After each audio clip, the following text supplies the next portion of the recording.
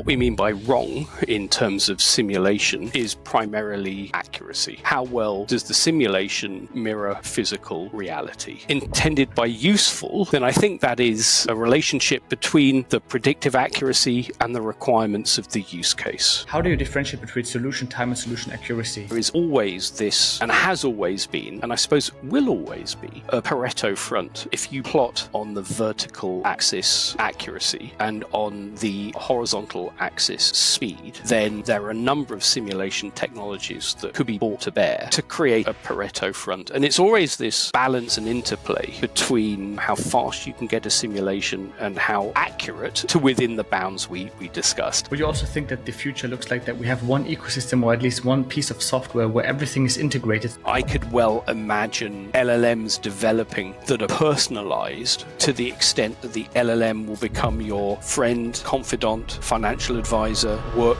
colleague. This podcast is sponsored by Siemens Digital Industry Software. Learn more about their simulation and test solutions by clicking the links in the description. Build a better tomorrow faster with Simcenter. Hey Robin, good to have you here. Pleasure to be here, Jousef. Thank you very much for inviting me on. It's going to be a really good podcast. I'm pretty sure about that. I don't want to start with an introduction to yourself. Maybe we'll do that in the second step, but maybe with a quote from George Box, which probably everybody who listens to the podcast and follows me knows, which is, all models are wrong, but some are useful. And we want to kind of dissect this quote into maybe three parts. We talk about models, the usefulness, or also what wrong means with regards to simulation. So how do you interpret this quote? Yeah, I mean, it's the most pragmatic of engineering quotes that engineering practitioners of simulation might follow or be aware of. I mean, I'm reading here the actual quote. I mean, the last one, he said it a number of times. The last one from 1987, he said that, remember that all models are wrong. The practical question is, how wrong do they have to be to not be useful? So that's the more complete quote. But you're right. I mean, we need to unpack this and to be able to deconstruct it and consider what we mean by wrong and what we mean by useful. I mean, what we mean by wrong in terms of simulation is primarily accuracy. Yeah. How well does the simulation mirror physical reality? Yeah. So that's I think what's intended by wrong. Intended by useful, then I think that is a relationship between the predictive accuracy and the requirements of the use case. And there are various use cases, some of which necessitate extremely high accuracy. Some could get away with much lower accuracy. Yeah, but in terms of accuracy itself, I suppose the follow-on question then is, why might a simulation model be wrong, be inaccurate? And I suppose there are two ways in which the simulation model might be wrong. And there are two terms here that I think are very applicable in terms of errors. There are so-called epistemic errors. Now, these are errors that you're aware of and might be addressable. Yeah, so the errors sort of under your control. And as a simulation engineer, you will naturally gravitate towards addressing these types of errors. And I mean, in terms of their addressability, I mean, the obvious ones are in terms of 3D CAE, be it FEM or CFD. The obvious one is mesh sensitivity. Yeah, you want to increase your mesh resolution to be able to capture your gradients to the extent where your KPI is becoming grid independent. Yeah, and it's standard practice to do grid sensitivity tests to be able to minimize those epistemic errors. That's the obvious one. The other one is like choice of CFD turbulence model. You can't, I suppose you can't achieve a model independency here. There are a whole bunch of models you might use and they might all provide different results. Maybe you have to have a confirmed experimental baseline or benchmark to compare to get satisfaction or confidence that your turbulence model is providing the right results for this given application. Yeah, but epistemic errors generally are those ones where you are in control of, you can control, and that I think is at the heart of the experience and expertise of a CAE expert, in their ability to control and manage these epistemic errors, to be able to reduce the error down to a level that is applicable for the use case under consideration. I suppose what's much more worrying is so-called aleatoric errors. Now, these are much more random and stochastic in nature. These are sort of errors that exist, and even though you might be aware of them, there's nothing you can do about them. I mean, they might be associated with manufacturing variability, some form of sort of in-life degradation or whatever. And I mean, the point is, it's almost impossible to be able to address these aleatoric errors. And I suppose that's a more fundamental question. The sort of simulation technology that we use today is absolutely deterministic. Yeah. You give it a certain set of inputs, it will give a fixed set of outputs repeatably and dependably. Yeah. Now, the real world, it really doesn't behave in that way. Yeah. And if your simulation model is meant to be a representation of the real world, then how can a simulation model factor in or take into account these real life stochastic random variations that are often not accounted for in a simulation model? Where are the error bars on a simulation model? Yeah, and I think that's one thing that's severely lacking at the moment, probably because it's extremely difficult to do. Yeah, how would you put error bars on a simulation? And sure, we could get into validation and verification and uncertainty quantification, etc. But suffice to say, those approaches, even though in theory they should be introduced to an industrial simulation workflow, they haven't been as yet. Yeah. Why do you think that's the case, Robin? I mean, if you look at the aleatoric causes of error, if you look at, for example, manufacturing variance, yeah, how would you, well, measure those variances? And maybe there are manufacturing processes that necessitate the measuring of that manufacturing quality. Does that information make its way back to design? Yeah, it's arguable whether it does. And I suppose the big one is in operation degradation. Yeah, that you might design for a perfect scenario, and it might work there. But what if that system degrades in operation? How has that been factored into in the simulation approach? Now, the standard way of doing this is to cover all of these aleatoric errors. You just shove a safety margin on it. Yeah, you design for 50% margin. Make sure it works there, and that 50% sort of absorbs all of the unknowns, be they epistemic or aleatoric. Just to make sure you're the right side of that failure point. But I mean, that's the very definition of over-engineering. Yeah, and over-engineering costs money. Yeah, and I think for the industry to be supported by simulation to save money, these issues of epistemic and aleatoric error addressing themselves need to be addressed, and maybe they're not as yet today. Maybe that's an opportunity for the future. Absolutely. And I think, like, when I think back to university, when I first learned about FEA or CFD, I've never heard about these uncertainty principles in the first place. So you just hear about, okay, you can make a mistake when you mesh your geometry, when you use the wrong boundary conditions. But actually, as an engineer, you're never taught to actually think about these uncertainties in the first place.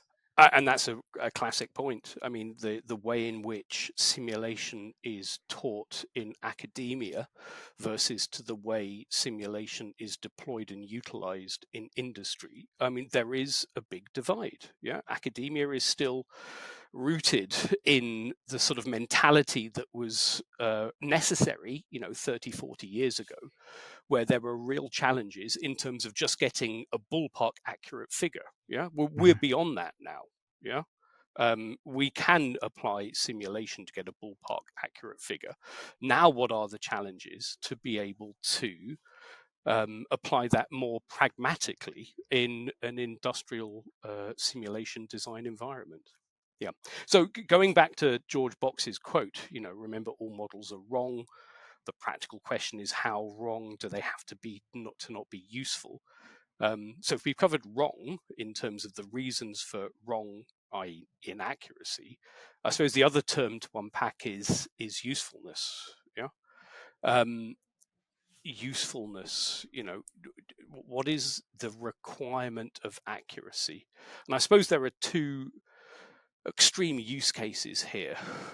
One is you're tasked with applying simulation to shave off, 0.1 or 0.2% of your product KPI, which for certain applications has massive return. And these are the more exotic applications in terms of aerospace is the obvious one in terms of fuel economy and all the dragon stuff that goes with it. I mean, these are the classic sort of exotic CAE applications where we see all these beautiful 3D LES and DES simulations on LinkedIn. Sure, there are some classes of application of simulation where that accuracy requirement is absolutely king. There are a whole bunch of other applications of simulation, kind of like the silent majority, the boring stuff, yeah, especially early on in the design process, where you're considering, irrespective of application, you're considering, design architecture A versus B versus C versus D. You simply want to know or be informed by simulation which one of those proposed architectures will be preferable. Yeah. Now, the requirement there is that the simulation is accurate only enough to resolve the deltas between these various, design architectural concepts. You can get away with much less accurate simulations and still be able to answer the question, out of A, B, C, and D, B's best. Yeah. And I don't need to know that to a half, percent accuracy, because actually at this stage, I don't have the data necessary to be able to build a high fidelity model to be able to answer that absolutely. I just need a model that's useful enough to answer my design intent. Yeah. So those are the sort of two extremes, if you like. And even though we go back to the original quote, remember that all models are wrong. The practical question is, how wrong do they have to be not to be useful? Or maybe I don't want to speak in George Box's words, but maybe the practical question is not how wrong do they have to be, but how wrong could they be and still be useful? Because trying to achieve and mine for that last 0.5% of accuracy, and then the next 0.5% and the next 0.1%, it gets progressively more difficult, more complicated, more time consuming to unearth that last sort of iteration of accuracy, so to speak. And this is a trap I think a lot of people fall into, especially coming out of academia, that they have this intuition that accuracy is directly related to value, yeah, or fidelity is directly related to value. That is not the case. In an industrial application, you should appreciate the requirements of the simulation and have the attitude, the pragmatic attitude, as to how inaccurate can I be to still be useful. And the benefit of that is, if I'm inaccurate, if I'm usefully accurate, I can get to that stage much more quickly than if I just had a pure accuracy focus, ad infinitum. Yeah, there's a cutoff point that I think engineers in industry, especially new engineers in industry, need to be aware of.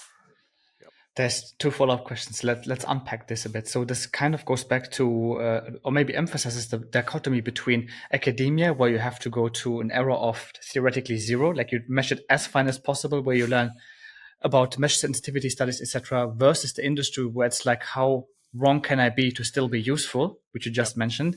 So the question then arises is, for an engineer, what is the threshold of like, I am wrong, but I'm still useful enough to make sure my design fulfills certain criteria? And that is the $1,000,000 question, isn't it? Because I mean, that accuracy requirement is not only application specific, it's use case specific. Are you applying simulation very early on in the design phases where you just want to have a go, no go for various architectural decisions? Or are you on late stage verification where you want to shave off just a little bit more with some tweaks to do? I mean, you have to appreciate that. And I suppose, ultimately the biggest challenge or problem is that the simulation software, it doesn't itself indicate what the accuracy of its solutions are. Yeah. Now we could go back to this epistemic and aleatoric error source. I suppose in theory, epistemic errors, the software might advise as to what you might not have or have considered and what the accuracy associated with those are. But the aleatoric errors, it's almost impossible for a software to appreciate those and to be able to advise the user. You've performed a CAE simulation. These are your deterministic results, and these are the error bars on them. Yeah, and unless the user sees those error bars from the software, then the user themselves must retain responsibility for acknowledgement of the errors in their model and must be liable for the recommendations they make based upon the errors in their model and the stage in which that simulation has been used in the design process. It's really tricky and as yet unresolved, I think. Yeah, everyone sees a deterministic simulation with high precision prediction values. You see the classic CFD or FEA simulation where your KPIs are presented to 5 significant figures. This is a conflation between precision and accuracy. Yeah, it's very easy to get precision from a simulation. It's very difficult to assure accuracy. Yeah. And this is, I think, one of the fundamental challenges the CAE industry has today to be able to address. Yeah, let's maybe talk about, because I'm an engineer turned marketer, and when you go to this website of a lot of CFD vendors, they talk about the time, the accuracy, and they make some, I would say, not weird claims, but sometimes it's a bit too marketing-ish. A lot of marketing fluff. So how do you differentiate between solution time and solution accuracy in that case, and how do you actually communicate it properly to engineers so that they understand what is actually meant? Because especially now with the rise of GPU native computing, it's more of a question of like, or maybe rephrasing the question of like, okay, I have 5 hours. How much can I solve in this 5 hours using my existing code that I have, for example? Yeah, exactly, which is one of my favorite sort of inverse requirements of simulation. But generally, I mean, there is always this, and has always been, and I suppose will always be, a Pareto front. If you plot on the vertical axis accuracy and on the horizontal axis speed, then there are a number of simulation technologies that could be brought to bear to create a Pareto front. And it's always this balance and interplay between how fast you can get a simulation and how accurate to within the bounds we discussed might be. Yeah, and I suppose the ultimate roadmap for this Pareto front is the nirvana is everyone wants as accurate a simulation as possible, as quickly as possible. Yeah, you want to go to the top right hand corner of this graph. Now we're nowhere near that at the moment. And a lot of the roadmaps we see and the technology innovation that we see occurring ultimately is pushing this Pareto front up to that top right corner. High accuracy solutions as fast as possible. Now, in terms of an engineer and the decisions they have to make, it comes back to the requirement of accuracy. And this is the pragmatism in George Box's comment. Yeah, if you just need to determine which architecture, A, B, C, or D, is most preferable very early on in the design phase, you don't need to go heavyweight 3D high fidelity CFD or FEA to be able to do that. I mean, you could, in theory, if you had the expertise, do that on an envelope or at least on a spreadsheet. Yeah, you could abstract the system, which is part of your CAE experience, and you could reduce it down, and you could make those judgment calls very early on, even without using 3D CFD or FEA. Although I would argue that to be able to do that on a spreadsheet, the experience required to do that on a spreadsheet is quite limiting. It's probably easier and broader to, just mock up a simple model in your favorite CAE tool, do a very quick and dirty simulation, get a prediction, look at a different architecture, get a comparative solution. Because in terms of these errors, especially epistemic errors, they're normally offset errors. Yeah, the first thing a simulation model will do with increased refinement in terms of minimizing epistemic errors is to resolve deltas. Yeah, that's the first thing it will do. Mm-hmm. And it will do that quite quickly, surprisingly quickly. You can get away with some really coarse grid simulations to be able to determine whether design A is better than design B, to then go on and do a quantified sort of verification or validation.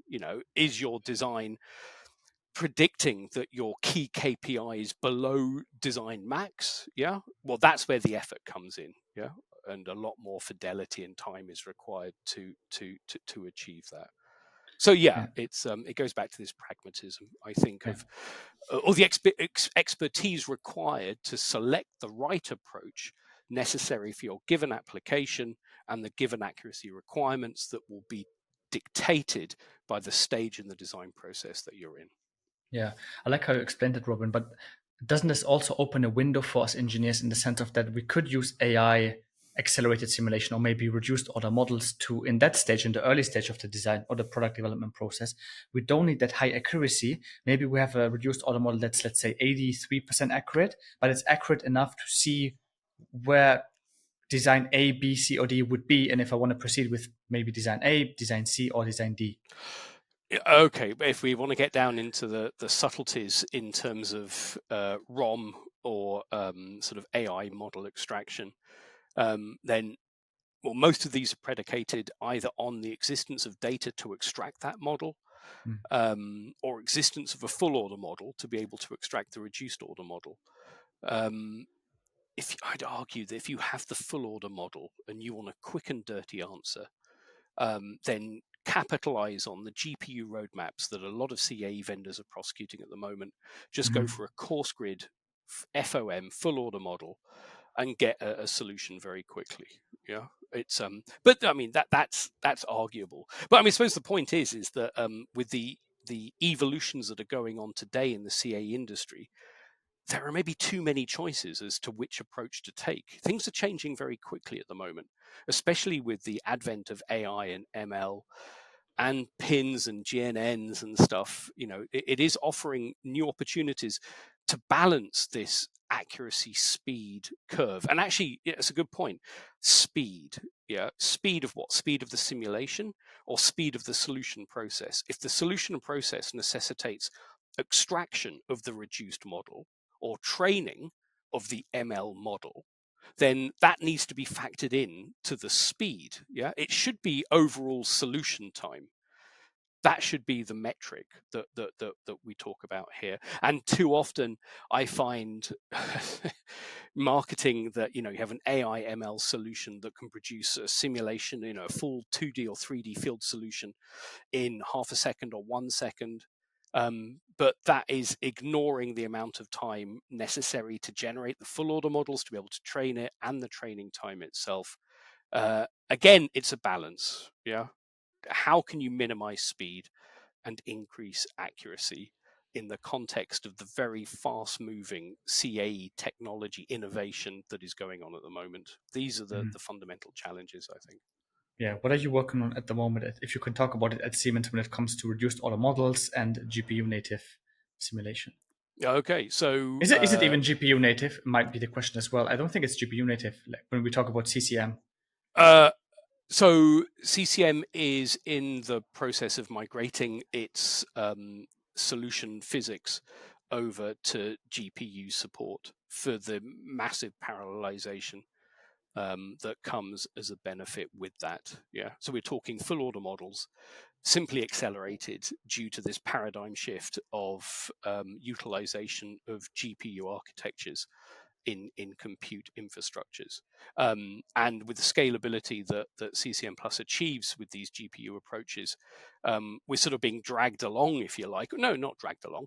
We're capitalizing on the opportunities that the GPU hardwares from companies such as NVIDIA and the other vendors as well are offering to the market. Yeah, so that's one sort of FOM acceleration approach that's going on. In terms of ROM, yeah, whether it's ROM, physics-based ROM or data-based ROM, whether it uses physics-based methods or AI ML methods, yeah, we're approaching that or addressing that with Simcenter ROM Builder technology. From a personal perspective, we have a technology called BCI ROM, boundary condition independent reduced order modeling, that has been developed specifically for the electronics or the electronic semiconductor thermal industry, that is not just an accelerative approach of taking a 3D conduction model of a packaged semiconductor device and accelerating its solution. Implicit in that technology is an obfuscation, a hiding of all of the proprietary design, the geometric details, the material properties that are considered IP by the vendor. The vendor doesn't want to give that information out. The customer still wants models, thermal models from their supplier.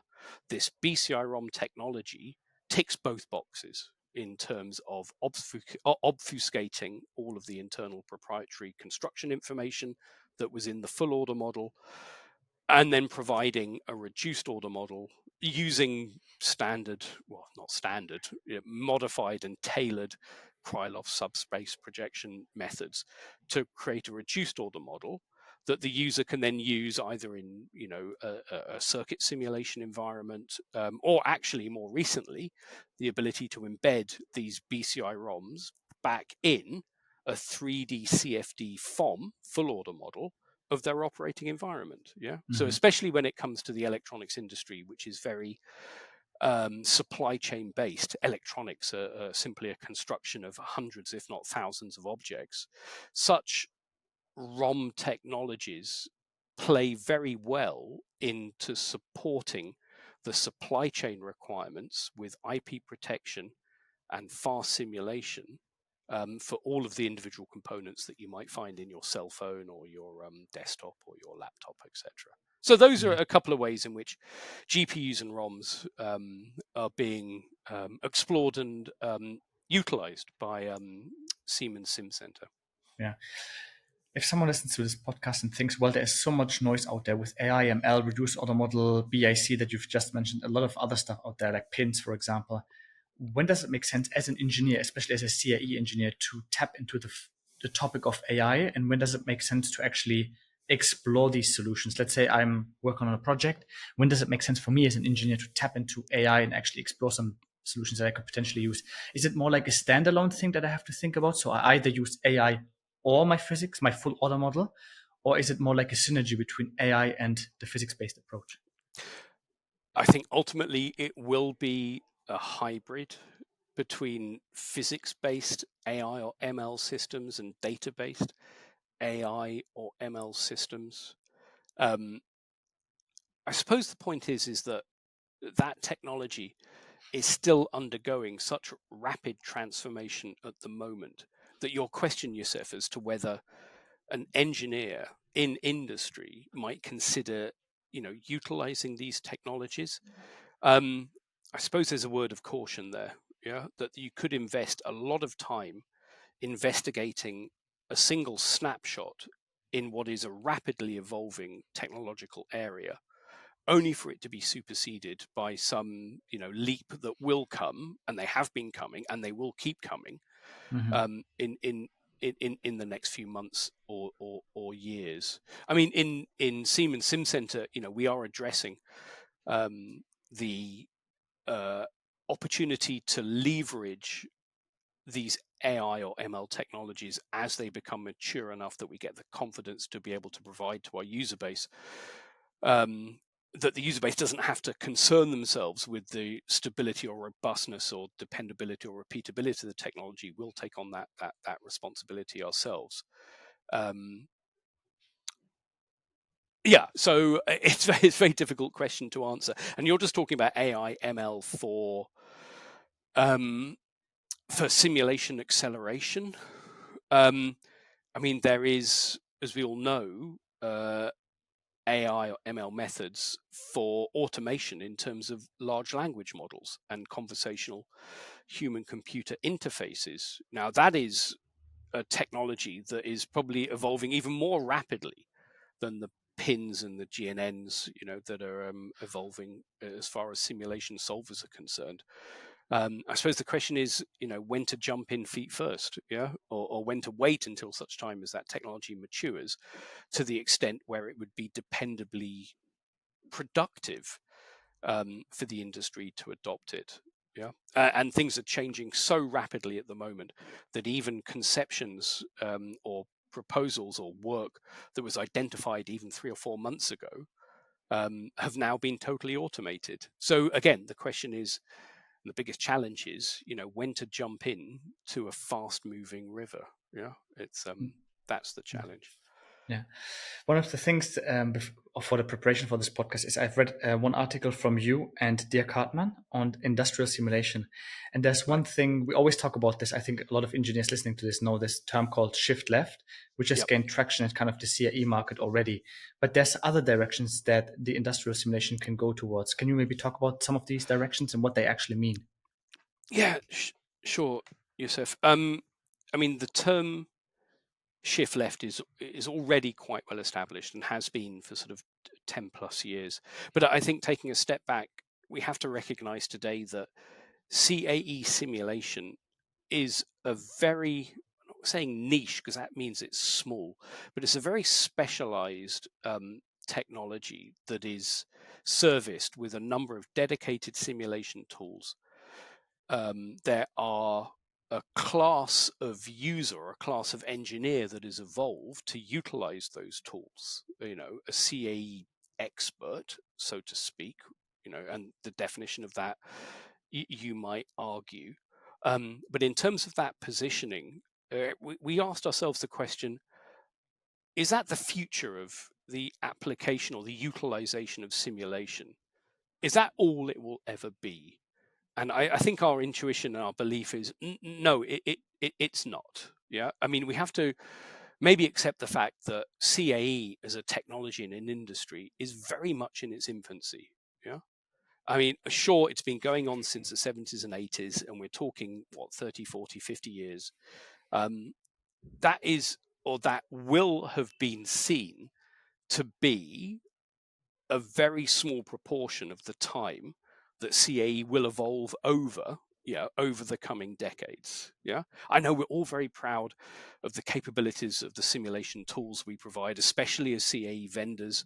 We take a lot of pride in them, but at the same time, we must have a certain amount of, maybe not dissatisfaction, but appreciation of the fact that this isn't where we're going to end up, and we're on a journey. Yeah, so Dirk Hartmann, my manager, and I, we conceived of various ways in which industrial simulation might evolve in the future. Spurred on by this concept of shift left, we sort of extrapolated it to what we believe is its natural conclusion. And there were sort of 3 axes that we came up with. One is an up-down axis that talks about the extension of user profiles, extending the type of person who might benefit from simulation. The other one is life cycle spanning simulations or life cycle spanning application of simulation technology, right from design all the way through to in operation and to retirement. And the other one is extending the use cases. Yeah, maybe from more where we are at the moment, very detailed use cases or very big use cases. So we sort of identified these three axes along which simulation might be further adopted in the future. I suppose the obvious one to start with is this sort of life cycle spanning simulation, because shift left is already an established term. Shift left, I mean, the intention of that, and some people call it front loading. The intention of that is to bring simulation away from, and I'm not going to say it's exclusively used here, but it's often used here as a late stage verification or validation tool. The application of simulation just to confirm that what you've already designed and what's already fixed is going to work as a rubber stamping activity before such time as you go to prototype. Yeah. So surely it would be better to extend the application of simulation left, earlier in the design process, right back to where you have your initial marketing requirements, maybe you're in the RFQ stage or whatever. You come up with these, conceptual architectures, A, B, C, or D. Well, which one's going to work, or which one is going to work best? Yeah, which one are we going to put our eggs in the basket? Yeah. The application of simulation to make those decisions. I suppose the ultimate vision is each and every concept variant that might be considered at this conceptual pre-commit stage, each one of these concepts should be simulation informed, so as to make the best decisions possible as early as possible. Yeah, because you don't want a design decision that has not been simulation verified to make its way through past that gate into a commitment for detailed design, only to find out that for whatever reason, one aspect of its physical behavior is causing failures late on the design process. And we've all seen these classic curves of how much it costs to address failures during the design process. Yeah, it's much cheaper to design out these errors as early as possible. So the whole shift left thing is to put simulation as early as possible.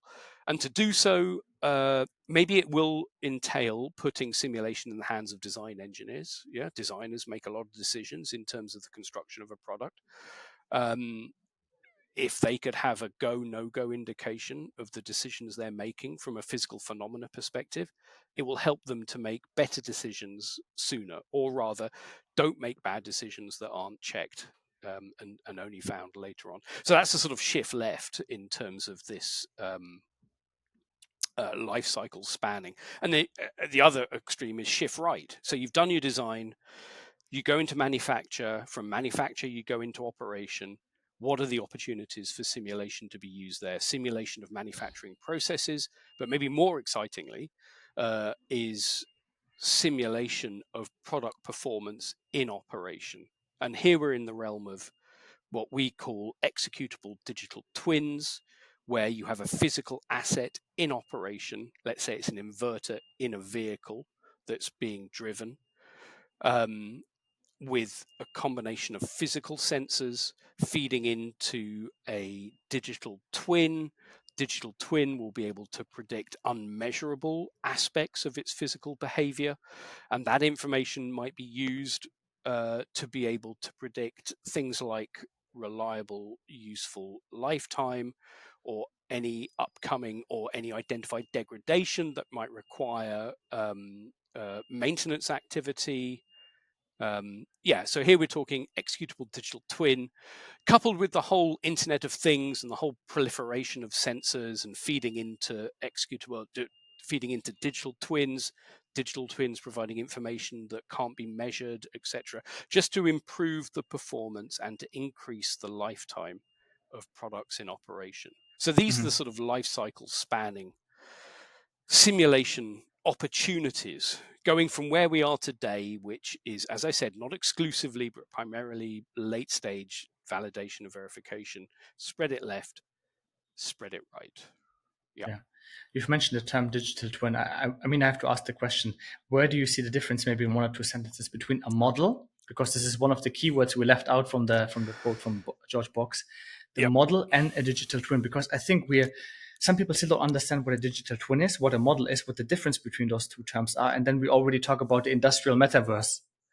Also, a lot of people don't understand. Yeah, to go beyond that, I also struggle with that as well, as most people have, and I don't think there is a categorical quote or definition that we can look for. I mean, from my perspective, if you go to this shift left, shift right, from product inception, which is just an idea, the product doesn't exist, but you want to conceive of that product. The only way you can conceive of it, the easiest way you can conceive of it, is making some model, some abstraction, some simulation ability to be able to predict how it might behave.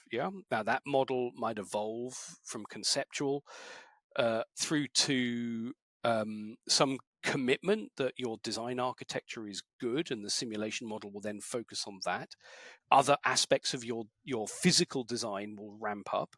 Your PCBs will be designed in detail, your chassis will be designed in detail, or whatever. The river widens, the design sort of solidifies, but you still just have a simulation model. That's the only representation of it from a simulation perspective. But at some point, a physical prototype will be made. At that point, you have a physical prototype and the continued simulation model. Now, at that point, they are twins. Whereas prior to the physical prototype being created, the only one that existed was the digital twin. As soon as the physical prototype exists, that's its physical twin. So you have this coupling between a physical twin and the simulation model. And the simulation model can be evolved to marry up and to match with that prototype. And in doing that, some insight and value can be gained. And then at one stage, it will go to production. So it's not a prototype anymore. It's gone to production. There's no reason why that simulation model shouldn't continue to marry up with its physical counterpart, through the production process. So now they become twins, and this is the concept of the digital twin. The other aspect, the other twin, is the physical twin. So during production, you have a physical twin. You have a physical twin with some sensors on it, or some method of production measurement that provides some insight. The value there is you can pass that information to the digital twin. That digital twin will take that physical sensor information and use it to be able to provide unmeasurable information that might then be used to inform the success or the efficiency or efficacy of the manufacturing process. And then when manufacturing is done and then it goes into operation, there's no reason why that what was originally a standalone simulation model but is now a digital twin, there's no reason why that digital twin might not continue to exist partnered with its physical counterpart, its twin, its brother or sister. So I know from a historical CAE perspective, and this is due, I think, to the deployment or the utilization of simulation, it was always in the design phase. You didn't have any physical asset that it was representing. It was always conceptual to some extent. And that's what we meant by a simulation model. And we became very focused on that. But no, that is the first stage in a product life cycle. And all a digital twin is an extension of the original design simulation model to track its physical counterpart. The physical counterpart is born later, but once it is born, the two are twinned, and the two can and should exist in tandem all the way through to the retirement of the physical product.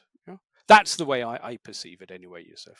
I think it's probably the best explanation I've ever heard. So I'm going to extract that part from you and put it as a separate clip on social media. That was very good. Okay. How do you think about the term, a trendy term still, democratization, where we talk about shift down, right? It was the shift down. Yeah. Okay. So we talked about shift left, shift right. This is the sort of extending life cycle spanning.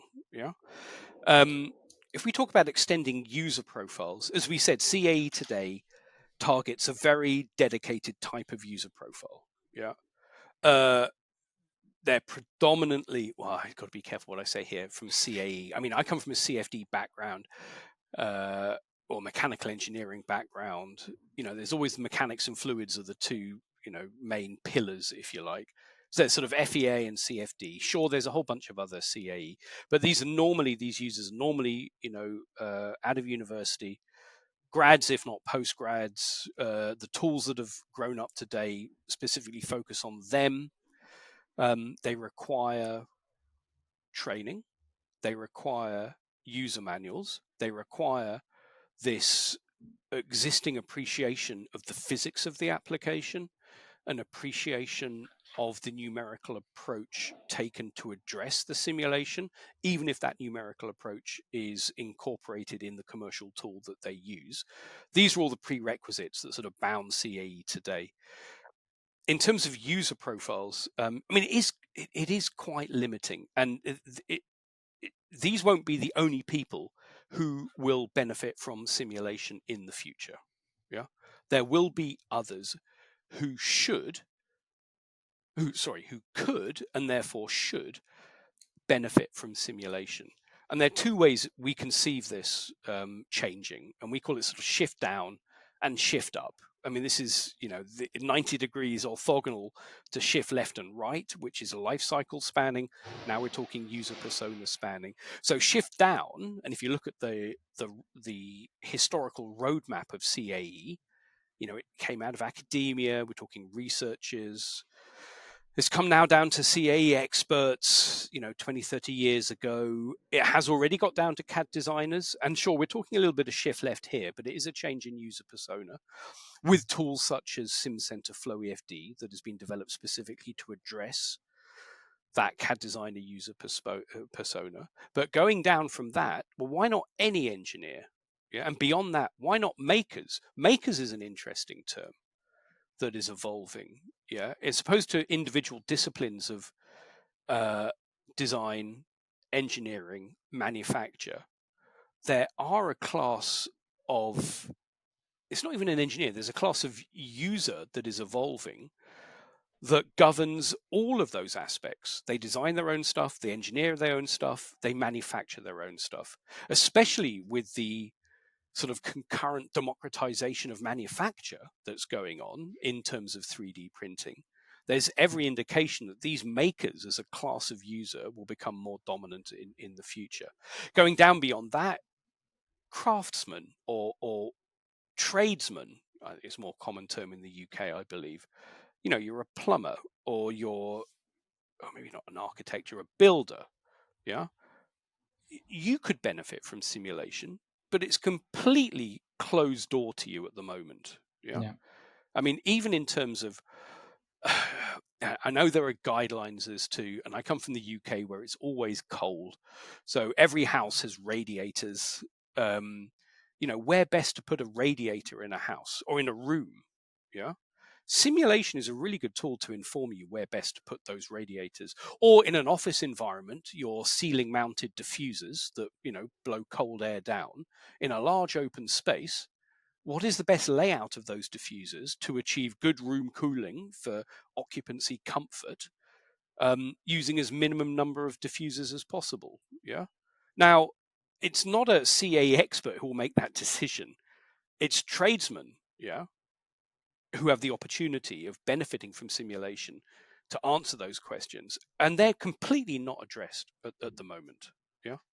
So the shift down opportunity is there. I mean, the requirement as to, how must simulation be packaged for these people to be able to benefit from it? Well, one thing's for sure, you won't take any existing CAE tool today, whether it's CCM Plus or any of the ANSYS tools or whatever. You won't simply map those tools, and reskin them. No, they're going to have to be dedicated, potentially vertical applications created, tailored to specific use cases to enable these lower lower level, these other user personas to be able to utilize and benefit from such a simulation. Yeah, but that's an opportunity to vector. I mean, the other one is what we call shift up, and actually this is probably the most abstract and obscure. An autonomous and ubiquitous use of simulation in all virtual environments. And you have to look at and here we're sort of getting more into, well, not just metaverse, but any VR or AR interface into reality or a representation of reality. When there is a virtual reality with a 3D interface, today that is already simulated from a physics perspective, but just in terms of optical. Mm-hmm. Yeah, it is already a very advanced optical physics simulation of a virtual environment. Yeah, and there's ray tracing and reflections and refractions and clouds and all that sort of stuff. I mean, it's very advanced in terms of optical physics. There's no reason why such virtual environments shouldn't also adhere to other physical phenomena. Yeah. So any virtual environment that might be conceived, not only will it have to be represented in terms of its optical physical behavior, why not its mechanical physics behavior, its dynamic physical behavior, fluids behavior, etc., etc. And actually, I mean, you look at what NVIDIA is doing with Omniverse at the moment, and they're rolling out of what they call sim-ready assets. Mm-hmm. So any 3D visual asset that you might put into an Omniverse scene, they are augmenting that description with physical model behaviors, yeah, and utilizing on background physics solvers to enable the behavior of that Omniverse asset to behave as realistically as possible. Yeah, but there will be an autonomous and ubiquitous, I think, use of simulation as a background engine in all of these virtual environments as they evolve in the future. But I think that's the least matured at the moment. Yeah. But once that's done, then anyone who enters this virtual environment will be able to benefit from simulation. Yeah. They will be able to experience virtual objects behaving in physically plausible ways. Yeah. The future is bright. So how do we, as engineers, especially you guys at Siemens, how do you push the art of what's possible? Because you mentioned, Robin, earlier on, the Pareto front. Now, if we think about the same plot, but we think about physics simulation and then ML-based modeling, how do we push that Pareto front to the top right? It should be, right? Yeah, yeah, indeed. So yeah, how do we sustain or realize what we believe will be a continued evolution of industrial simulation? I mean, the point is, maybe in the last 30 years, the evolution of both speed and accuracy has been supported or bootstrapped by the compute hardware roadmaps in terms of increase in clock speed. I remember when 64-bit operating systems became mainstream from a Windows perspective, the addressable memory went through the roof. The size and complexity of models went through the roof as well. I mean, those were steps. And then we see the GPU approach, the fact that Moore's law is sort of plateauing out from a monolithic integrated circuit approach. So it went parallel. And now we're into 3D IC, and it will go further parallel in the future. That necessitated changes in the algorithms to capitalize on parallelization as opposed to vector throughput. That was done. So we've ridden on the coattails of a compute hardware roadmap for a number of years. And I think it's fair to say that that is the thing primarily that has increased the speed and fidelity and perceived accuracy of simulations to date. But that will not go on forever. I mean, if compute infrastructure, making an automotive analogy, if compute infrastructure is like the engine of a car, then algorithms are the fuel. Yeah. And sure, you can just put a bigger engine in the car and hope it goes faster. Or with the same size engine, you can put much higher octane fuel in there. So algorithms really are the fuel. Yeah. And actually, from an algorithmic perspective, I think the belief is that that is the most opportunistic one to continue the almost exponential increase in terms of accuracy versus speed, or rather pushing the Pareto front up to that top right hand corner. Now we find that algorithms, I think, are going to be key. And by algorithms, sure, we're talking AI, ML. And if we're talking AI, ML, are we talking physics based or are we talking data based? Yeah. Mm-hmm. And there are advancements in both.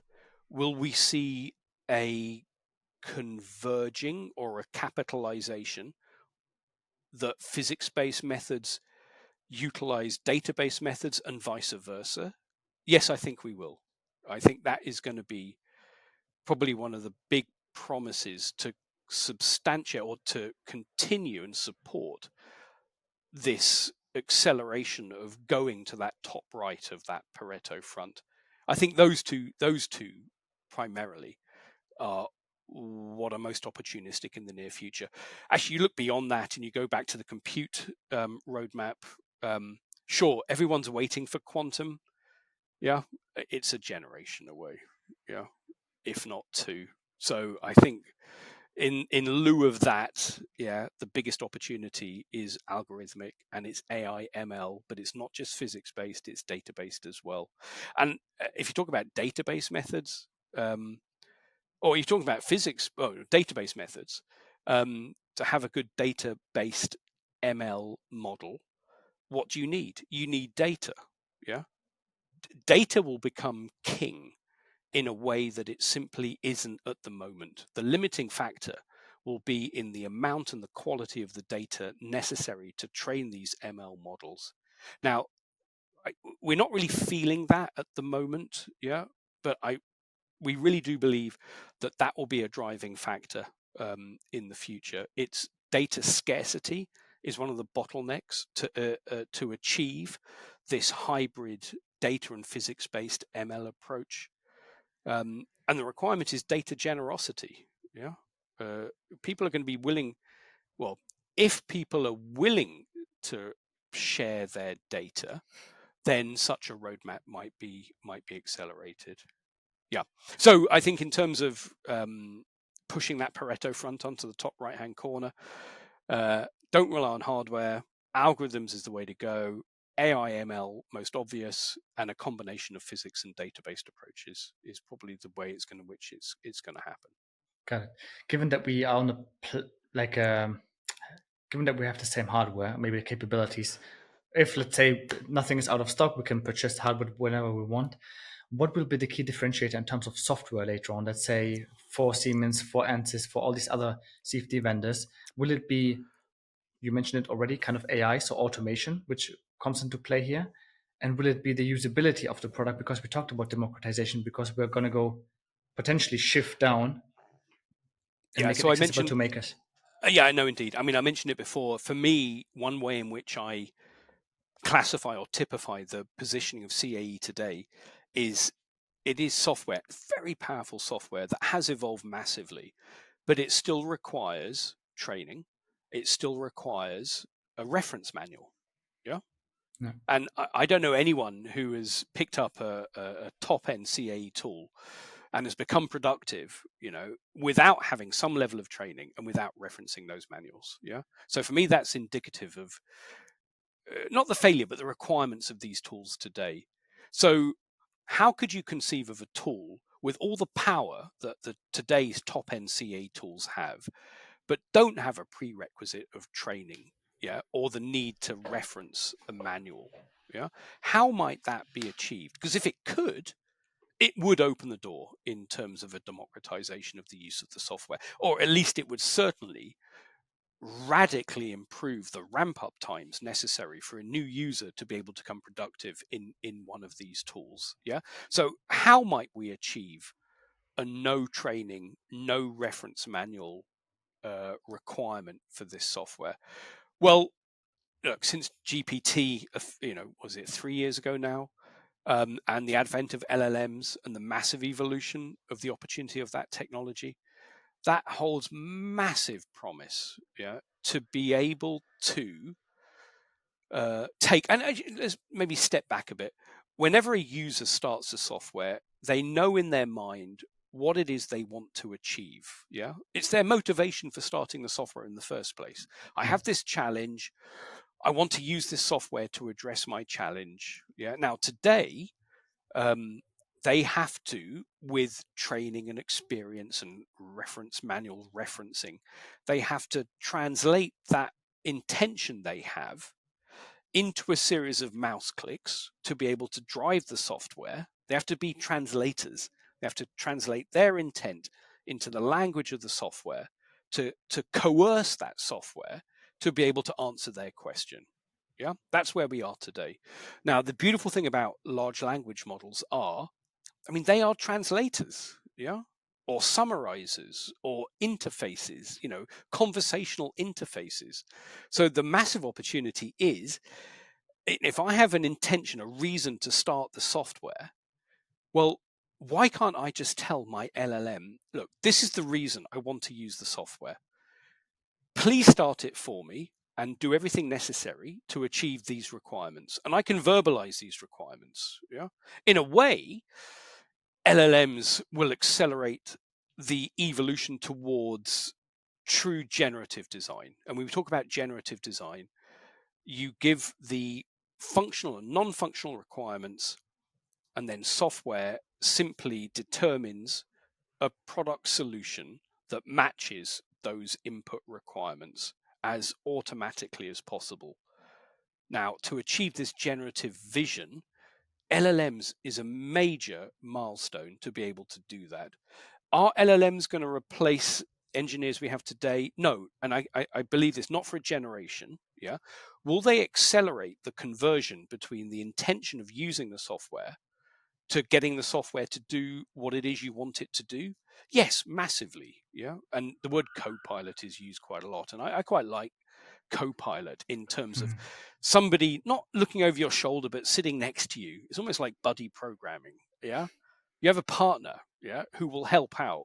He'll do the boring stuff, yeah, and you'll be like the manager, yeah.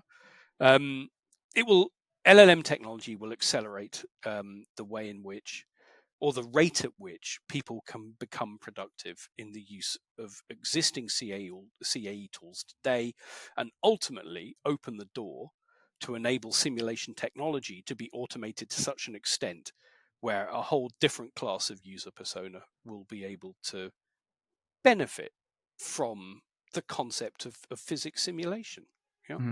100% agree. Would you also think that the future looks like that we have one ecosystem, or at least one piece of software where everything is integrated? So basically from one piece of software, you could speak to different solutions, for example, where everything is done in one place and the engineer doesn't have to switch between 15 different types of programs to fulfill one major task? Yeah, that's a really good question, Jousef, because it comes down to going back to LLMs. Are we going to find LLMs embedded in each individual CAE tool that is used today, and it will help the user in the use of that one tool? Or is there going to be like an abstraction up to like a governing workflow layer? Is there going to be a technology or a tool which is an LLM conversational interfaced advisor that will manage multiple tools for you? It will be your agent, or it will instruct multiple agents to do things on its behalf, like a 2-level LLM interface approach. Possibly, yes. Yeah. And actually here we're just talking about CAE, but if you want to talk further afield, I personally, and this is beyond CAE, this is the humanity's adoption of technology generally. I could well imagine LLMs developing that are personalized to the extent that the LLM will become your friend, confidant, financial advisor, work colleague, and as part of that work colleague would also be capable of handling all the tools you might use together. The scope of an LLM based personal assistant, I think, is much bigger than maybe the current thinking of providing LLM automation within one CAE tool today. And all it will take is a Google or a Facebook or whatever the next company might be to have the same success with these personalized LLM copilot, life pilot, technologies. And I think that might be the future. But again, is it going to happen next week? No. Is it going to happen next generation? Yeah, I think it will, actually. I really do. I really see this use of a conversational interface to artificial intelligence as being the next level of our utilization of technology. Mm-hmm. Yep. There's one company that comes to mind where we can take that offline that goes exactly that direction. They're already working on agents with LLMs that are actually for the engineer to make sure the tools can communicate with each other. So this is going to be interesting. And we are not unaware of that in Siemens as well. So I think for the next step, this agent-based approach is the way to take LLMs away from low-level automation assistance up into workflow automation assistance, and maybe beyond that up into true generative design assistance and automation as well. And as I said, beyond that into just life partners, as a technology. Yeah. Super insightful. We talked about so much stuff, Robin, in over 1 hour. Is there any closing remarks from your side? Any last tips to the engineers listening to this? Maybe even designers or makers or craftsmen, however you want to call them. Well, I mean, just one comment. I mean, things are changing very quickly at the moment, and I know there is a lot of fear, and there is always fear when technology changes very quickly. And you've got to look at the Luddites, the people in the UK who smashed up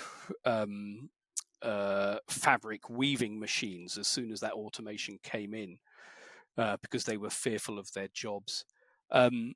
Technology has always been an assistant to humanity, and it will continue to be that. Yeah, it will enable humanity to adjust in how we as humans execute our day-to-day lives. I don't think it will supersede our tasks. I think for the next generation or two, it will enhance our lives, and it will make our day-to-day activities easier for us. So don't listen to the doomsayers, that the AI technology will take over the world and it will be apocalyptic. No, that will not happen. And if, as I said, you go back 400 or 500 years, humanity has a really good track record of both creating and managing technology evolution, and we will continue to do so. Excellent. I think one of the things we forgot in the beginning, Robin, what are you actually working on at Siemens? Give us some insights there. Yeah, so my history is in, I'm a CFD guy for 30 years. I've always been associated with electronics thermal simulation, especially with Simcenter Flotherm as product manager for a number of years. A few years ago, I moved in the STS, simulation and test systems division within Siemens. I moved over to a strategy and innovation group, specifically working in technology innovation. My manager is the brilliant Dirk Hartmann, which I think many people know of. Hi, Dirk. We're tasked with exploring, utilizing, explicating emerging technologies and conceiving of a future that we might realize based upon the availability of these technologies. The point being that unless you can conceive of a future, then there's no real opportunity as a CA software vendor to be able to create that future. So in our role, we provide insight and guidance as to how best to utilize and exploit the emerging technologies that are developing at the moment for the benefit of our Simcenter product roadmaps. And it's a really exciting job, actually, in terms of looking 3 to 5 years, 5 to 10 years, and then 10 to generational years ahead. I personally don't believe that, well, I believe that if you know where you're going in the future, if you put that flag on the horizon, then there's a much better chance you'll be able to get there than simply responding on like a year by year basis, scrabbling around, looking for ways to improve the capabilities of your tools. And I suppose that's the definition of strategy, isn't it? You put your flag on the horizon, and you help create a path so to be able to arrive there before others. Excellent podcast, Robin Bornoff. Thank you so much. Jousef, it's been an absolute pleasure. Thank you very much indeed.